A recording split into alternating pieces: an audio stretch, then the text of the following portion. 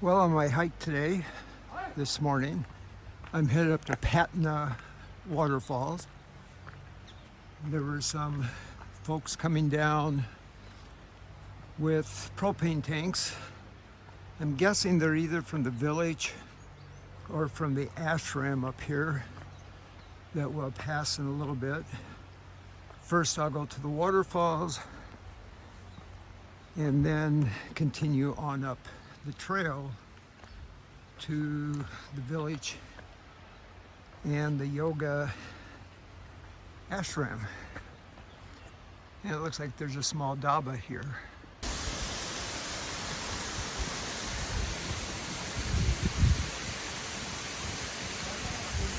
This is Patna Waterfall, and it's across the valley from Mir Waterfall, and I have to admit, it's my favorite waterfall in Rishikesh, in the area. It's incredible.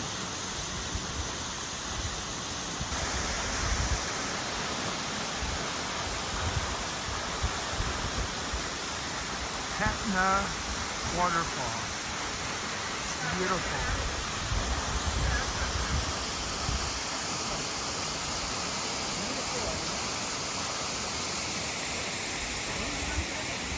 No, it's just beautiful in this area. We're on the aspect where it doesn't get as much sun, so it's wetter and more lush with vegetation. It's just beautiful.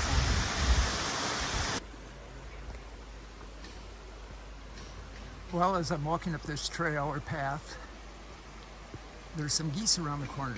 There they are. And geese can be very protective. Sometimes they will even attack. So we'll see how these geese respond to my presence.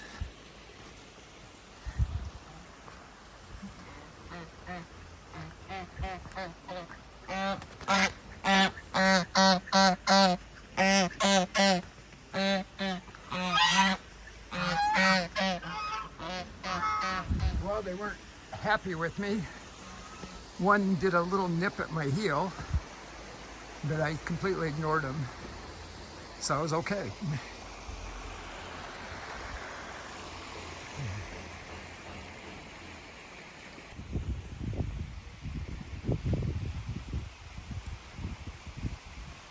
Well, I've walked up above Patna Falls and heading on up to Patna Village. On the way is this ashram that someone was building 7 years ago, and it's completed now, and it's simply one of the most beautiful ashrams I've ever seen.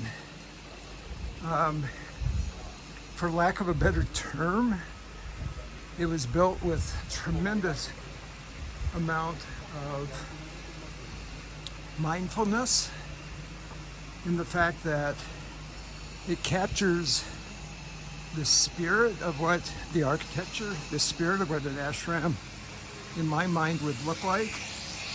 The setting is away from Rishikesh,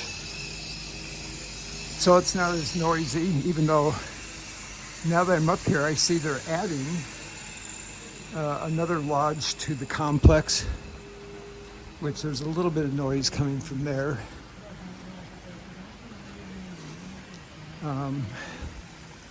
Over here they have a store, and it's just a beautiful location. I'm just entering the bottom part of Patna Village. The only way to get to this village is by walking. And the village is in a really cool location. You have to come up over 1,000 feet of walking on the trail. Only way to get here. No cars can come here. And then they have a very large or wider valley. And the valley is where all the homes are, of course, and their crops. And I've always been totally intrigued by this village and how beautiful it is. They have a school up above on the top of that hill.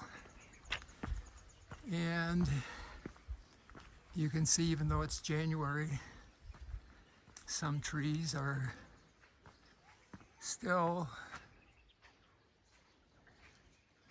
blooming or are blooming.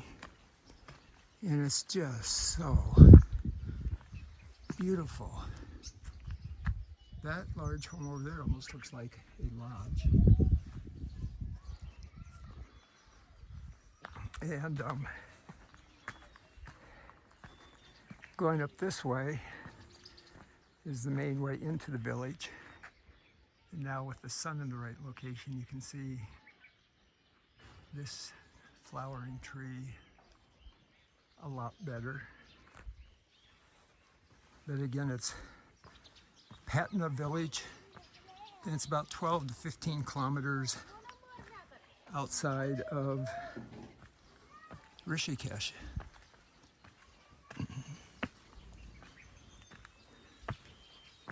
There's a little map. It's all in Hindi. Namaste.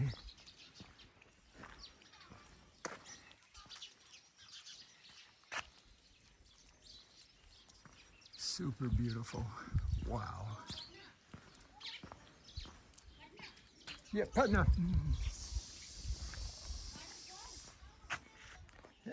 Video.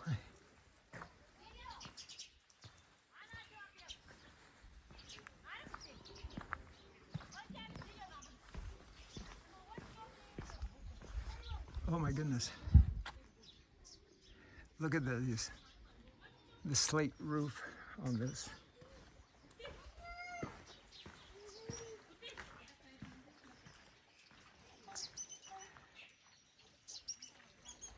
Namaste.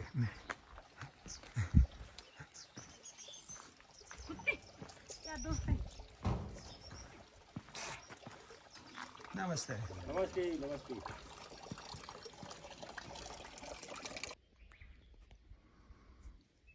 Well, now I'm at the top of the hill where the school's located.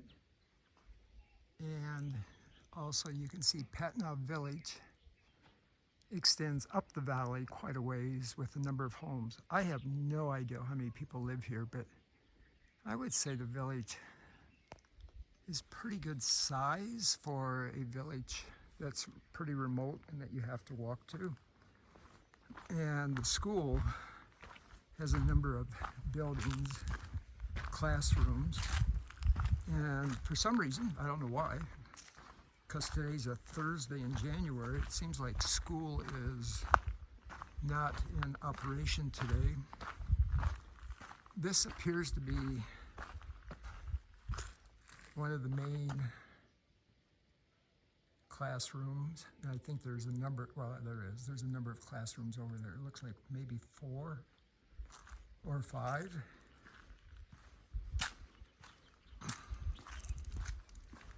And then continuing on down, there's another building here that possibly could be a classroom, and then a number of buildings down below. Right around the corner here is a smaller, cute little building that I'm guessing is for the younger students. You can see that's a bathroom, 2 bathrooms there. And yeah, I'm a little puzzled why no one's up here today.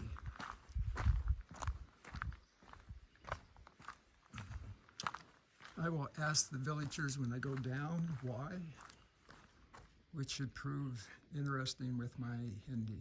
I'm guessing this is for smaller children, this classroom.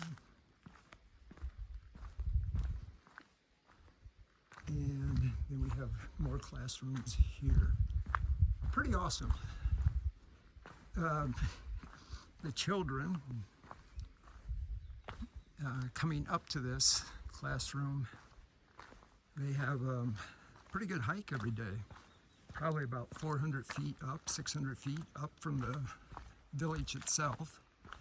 And then, of course, they have to go down at the end of the day. So, whether they like it or not, the trail up here would keep the children quite healthy.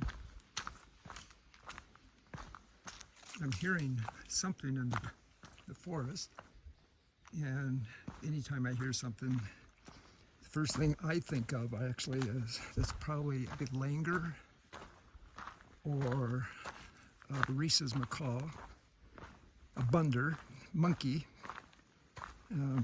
They seem to be okay being loud.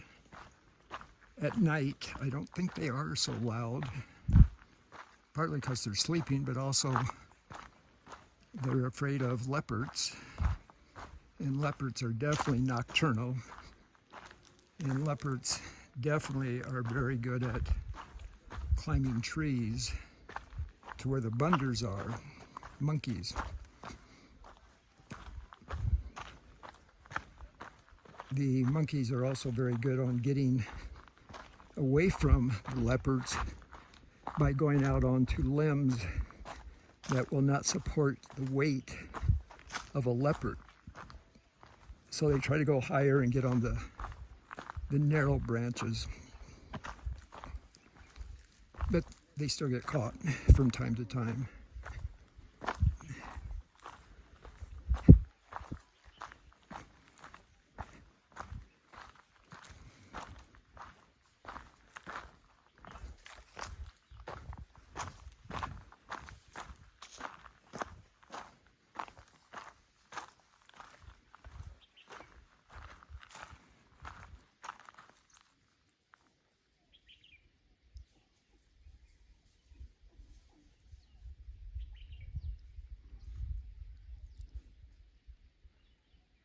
I'm still not 100% sure what I'm hearing.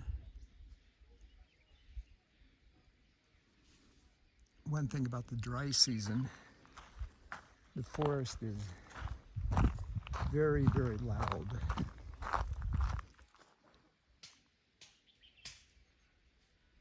Oh, that could actually be a human. I heard more of a chopping sound that time. Okay, on down the trail.